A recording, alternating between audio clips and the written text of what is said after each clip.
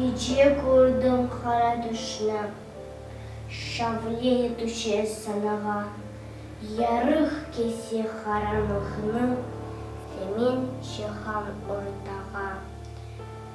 Koş taşısam etrafha, ortalık insan dolu, uzana her taraftan, tükenmez adam kolu.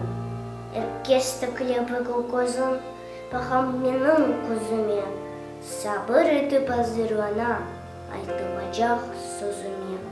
Nereye de hız açsam, tutmak için nutkamını, boğazımdan sesim çıkmay, yapabilir haymıhını.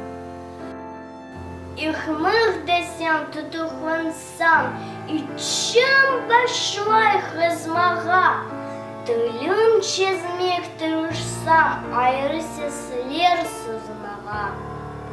Ağır eken mesele, ana dilini unuttum. Bir sözüm ikincisin, kuşmak için çare duydum. Çevre çekti adamlar, yavaş yavaş yok olan. Birbirinin ardından ağrısız cümle. Sonunda hava uyuyor. Yalnız durup sana kim olduğunu unutup erip gittim buradan. Hiçbir zaman güneş doğmaz. Zulmet okun sürgün yerde.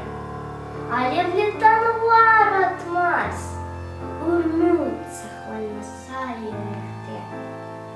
Hattı fikir ağları asıl urulmasa eslerde. Para ince ipçike, ilişmege uğur çare.